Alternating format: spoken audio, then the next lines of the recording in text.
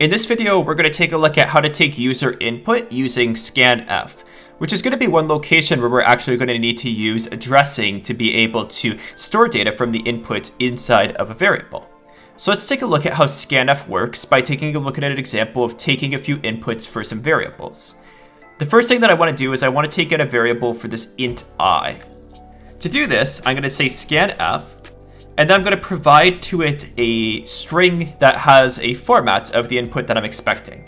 So in this case, I'm expecting just a single integer to be input, which is %d. This is the same input formatting as the one that we see with printf. So to get an integer, we use %d.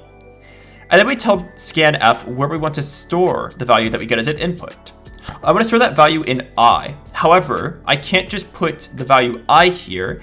I have to actually tell it to go to the address of I and place the value there.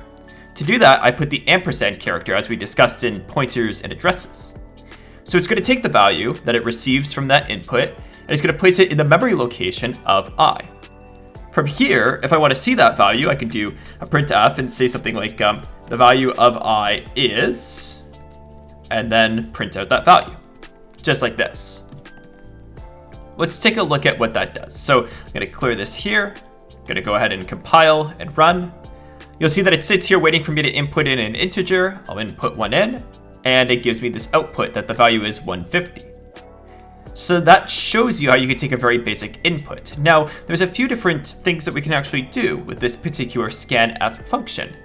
For example, suppose you want to take in two inputs. You want to take in one for I and one for j. Well, what you can do is you can simply add another integer to this string here. So we add another %d, that's another integer. And then I give it the location to store that second integer, which will be j in this case. Again, remembering that we want to store in the address of j rather than just the variable name itself.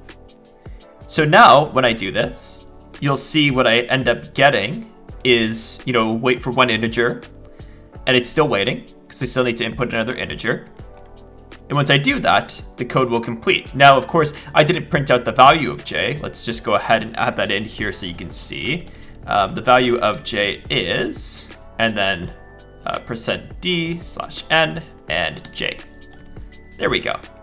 So we'll recompile here. Oh, sorry, I said print instead of printf. Let's fix that here quickly.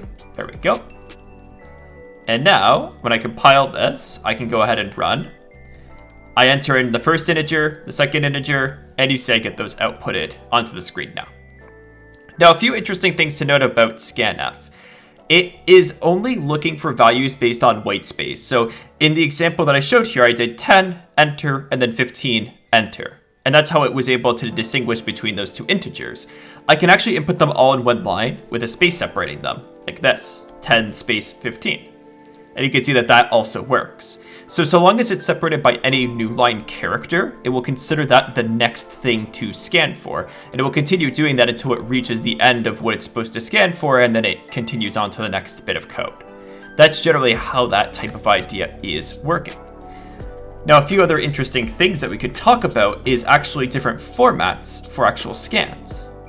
So for example, in this case, when we have this %d, it's looking for just an integer and then whitespace and then another integer.